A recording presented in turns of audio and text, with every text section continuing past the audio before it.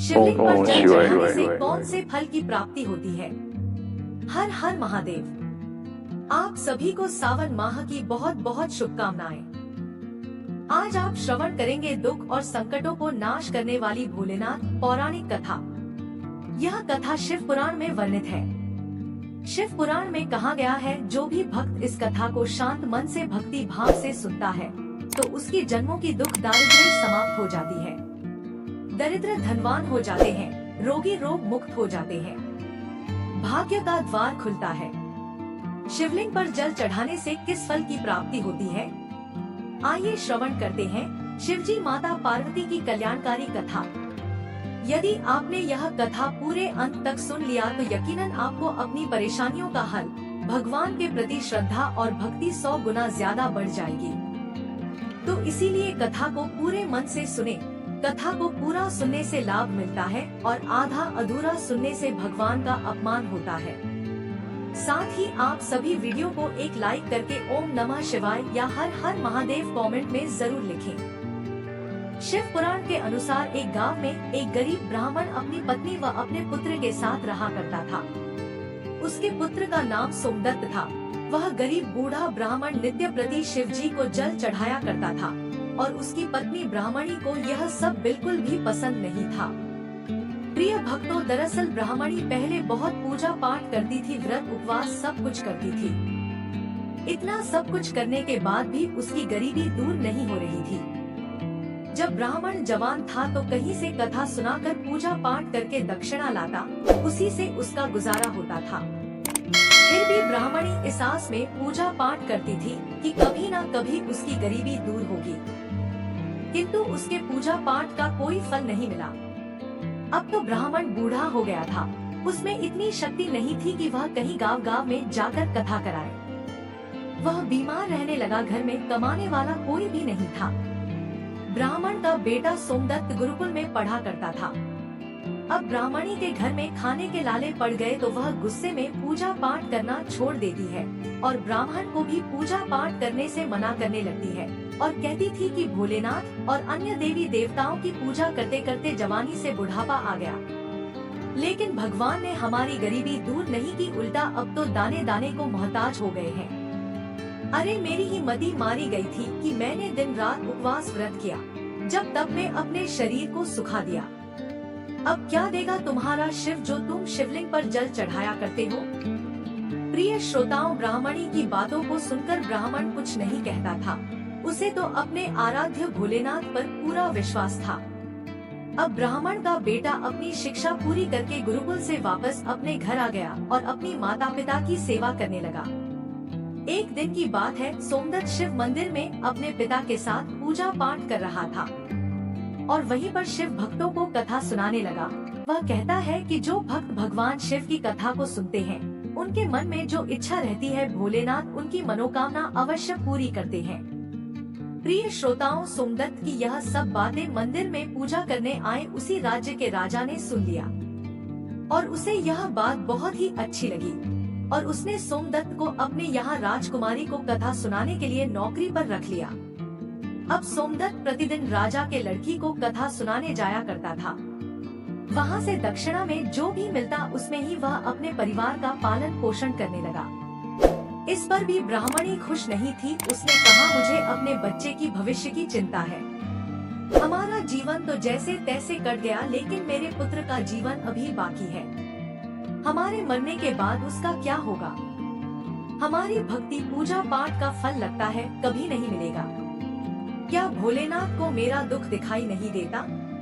मेरा पुत्र राजा के घर से जो कुछ भी लेकर आता है, माना कि उससे हमारे पूरे परिवार का पेट भर जाता है, किंतु और भी आवश्यकताएं कैसे पूरी होंगी? ईश्वर ने अपनी आंखें क्यों बंद कर रखी हैं? क्या मेरे पुत्र को हमारे तरह ही गरीबी में रहना होगा? ब्राह्मण और ब्राह्मणी की ये करुण पुकार जब माता पार्वती ने सुना तो उन्होंने शिव जी से कहा, हे देव, हे महेश्वर, आप सर्वज्ञ हैं, आप क्यों इन दोनों की परीक्षा ले रहे हैं? प्रभु, ब्राह्मण आपका परम भक्त है, अब आप उसके दुख का नाश करें प्रभु, अन्यथा यह ब्राह्मण कहीं आपकी पूजा करना बंद ना कर दे, कहीं उसके मन में आपके प्रति विश्वास समाप्त ना हो जाए। माता पार्वती की बात को सुनकर भोलेनाथ ने कहा, है देवी आप चिंता न करें, मैंने उनके भाग्य उदय का बीज तो पहले ही बो दिया है। अब हम दोनों को साथ में लक्ष्मी जी विष्णु जी को लेकर इस ब्राह्मण के घर जाने का समय आ गया है।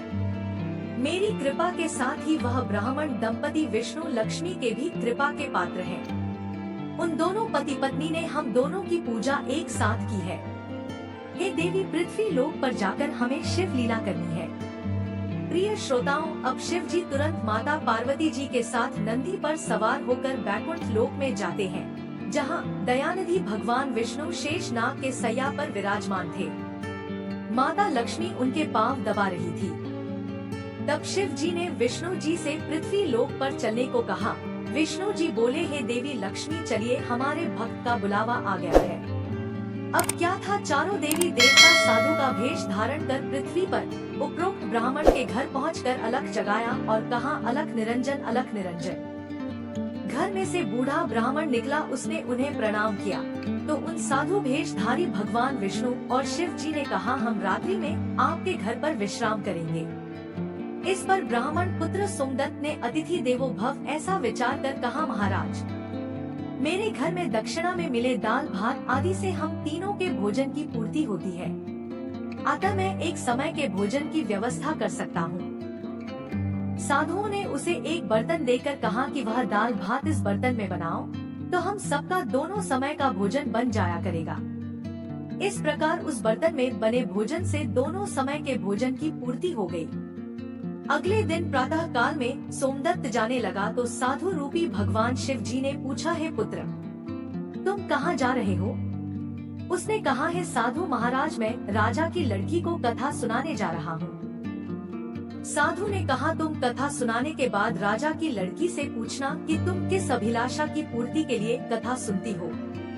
अब सोमदत्त राजकुमारी को कथा सुनाने के बाद वही प्रश्न पूछता है कि तुम किस अभिलाषा की पूर्ति के लिए कथा सुनती हो। राजा की लड़की ने कहा, मैं इस अभिलाषा से कथा सुनती हूँ कि मुझे ऐसा वर मिले जिसकी चर्चा सभी की जबान पर हो, उसके माथे पर चांद और सूरज की रोशनी हो तथा वह भाग्य का ऐसा धनी हो कि उसके कदमों में लक्ष्मी थिरकती हुई हो तथा ऐसी बारात हो जैसी किसी ने अब तक नहीं देखी हो। प्रिय श्रोताओं, अब वापस आकर सोमदत्त ने राजकुमारी की सारी बातें साधुओं को बताई।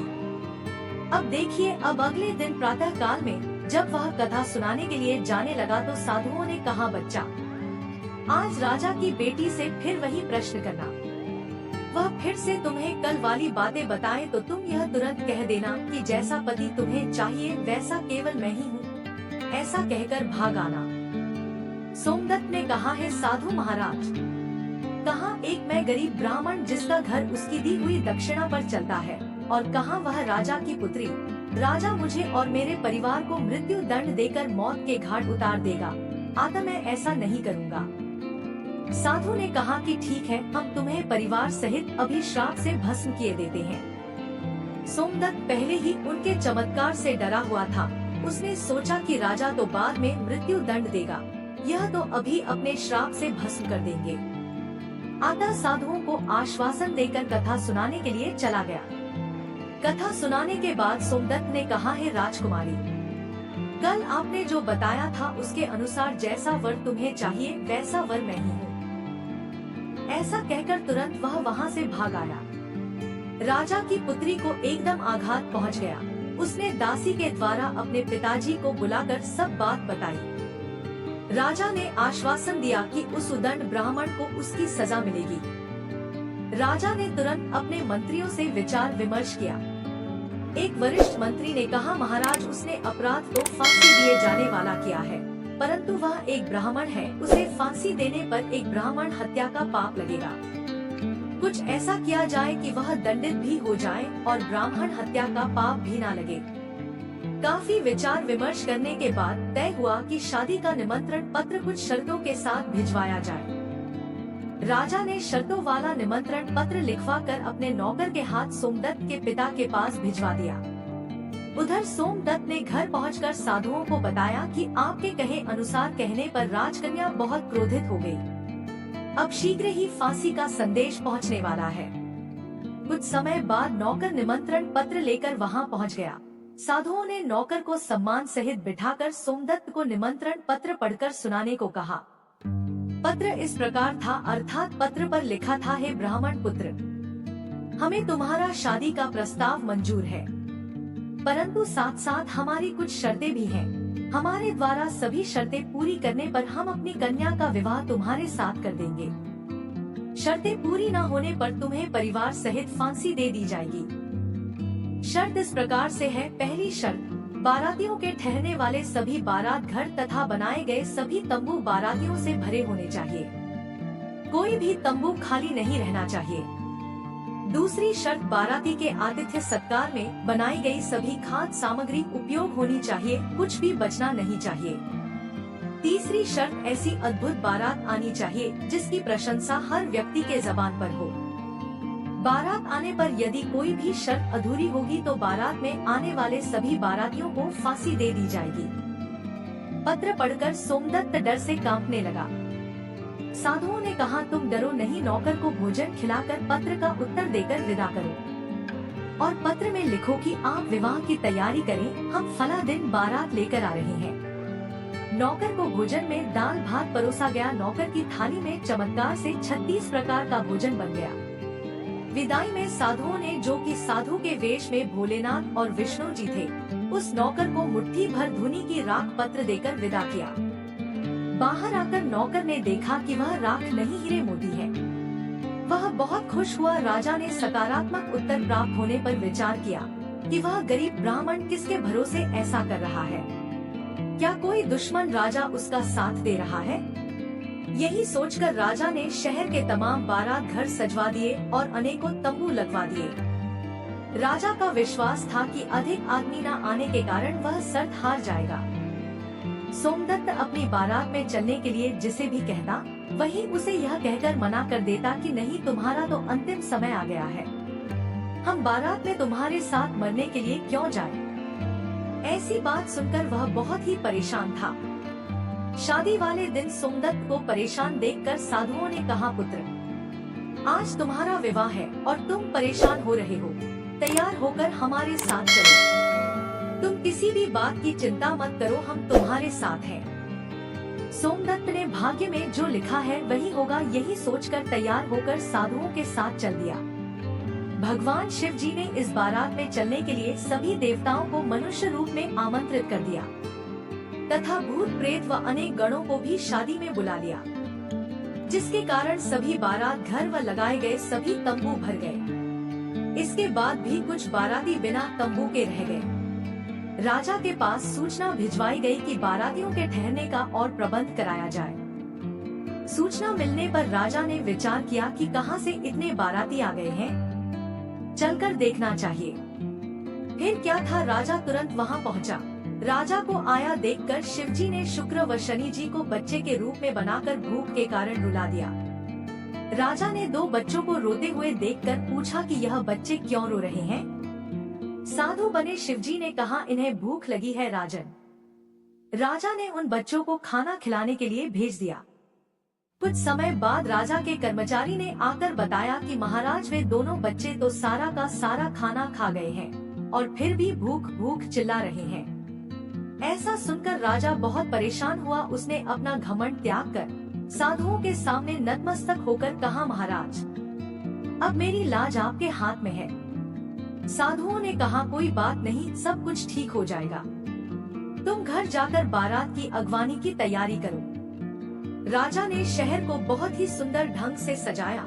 जगह जगह झालरों से पूरा शहर एक दुल्हन की तरह सजाया गया। सोमदत्त भी विवाह की पोशाक में एक राजकुमार की तरह बहुत सुंदर दिखाई दे रहा था। शाम के समय उसे एक सुंदर रथ में बिठाया गया। रथ के आगे अनेक प्रकार के बैंड बाजे, नगाड़े वाले झूम रहे थे, नाच रहे थे। दूल्हे के मस्तक पर सेहरे को चांद और सूरज से सजाया गया। बाराती हाथ में मुद्राएं लेकर एक दूसरे पर न्यौछावर करके इधर उधर उड़ा रहे थे। बारात के इस विहंगम दृश्य को देखकर लोग आपस में कहने लगे कि इस ब्राह्मण के भाग्य को तो देखो, इसके मस्तक के चेहरे में चांद सूरज और चारों तरफ से इस प्रकार धन लक्ष्मी उड़ाया जा रहा है, मानो किसी बड़े राजा की बारात निकल रही है। ऐसी बारात हमने अपने जीवन में कभी नहीं देखी और न आगे देखने की उम्मीद है। यह भाग्य का बड़ा धनी है। प्रजा के मुंह से इस प्रकार की बातों को सुनकर के माता पार्वती ने कहा, प्रभु आप जिस पर कृपा करते हैं उसके लिए अन्न धन के भंडार खोल देते हैं। भगवान भोलेनाथ ने कहा है, पार्वती जो भक्त मेरी पूरी श्रद्धा भक्ति से पूजा करते हैं मैं उन्हें उनके पूजा का फल अवश्य देता हूँ। उन्हें दुख तभी तक झेलना पड़ता है जब तक कि उनके पाप कर्म खत्म नहीं हो जाते।